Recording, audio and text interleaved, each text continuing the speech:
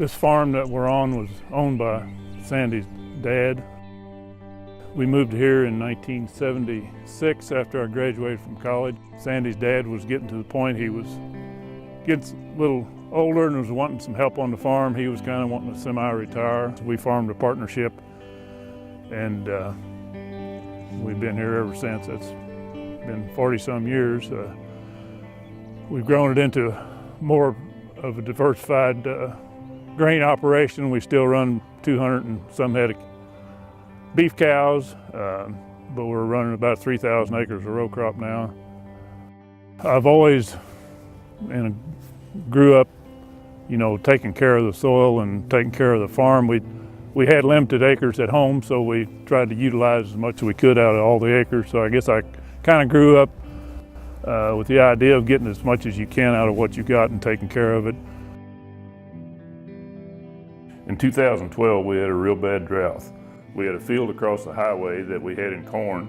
Corn wasn't going to make anything, so we cut it for silage, so we wanted something to put on that ground to get some more forage for the cows. So we put cereal rye on that ground, and just so happened that we had a good rain, and we got a good stand, and we ended up getting a lot of forage off there for the cattle that fall, and then turned around and baled it the next spring and got like 8 or 9 bales an acre of haylage off of it, and then turned around and planted it in the soybeans, and the soybeans made 50 bushel. And I said, goodness, if you can get this kind of turnaround on your ground, get that much forage for the cattle, and still keep the erosion down, this is something to this. So that's kind of how it started, and we've been building on it ever since. I know when he first started doing this cover crops, I'm like, you're planting radishes? You're doing what? You're planting peas and all these things. I'm like, what are you doing?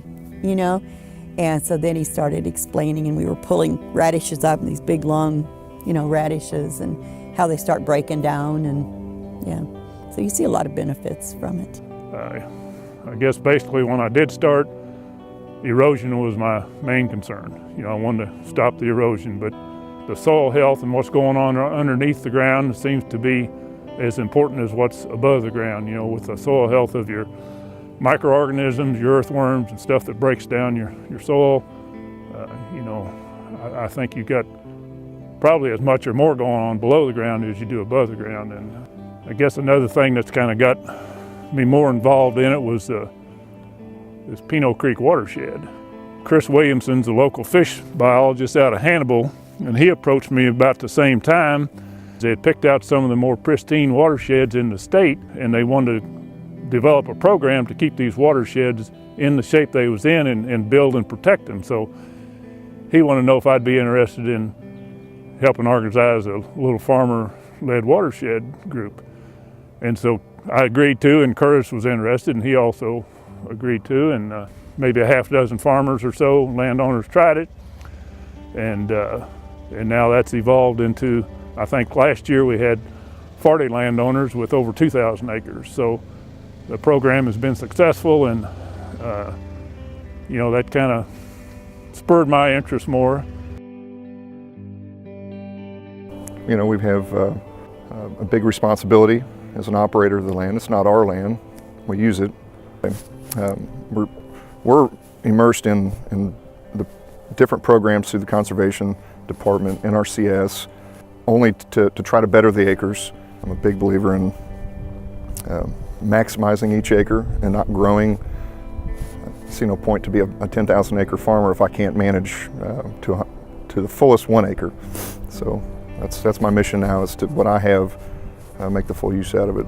That way I can pass it down and it be absolutely perfect to the next generation.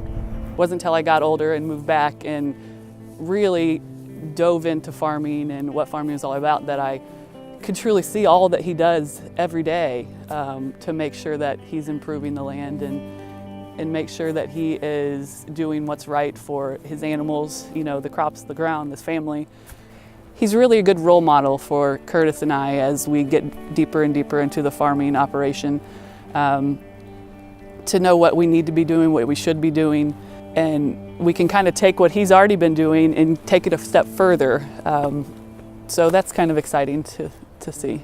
The land that we have is there's no way to replace it. I mean, you can help it or you can hurt it, and I feel it's our responsibility to make it better than what it was when we got it. I guess that's my overall goal. It always has been.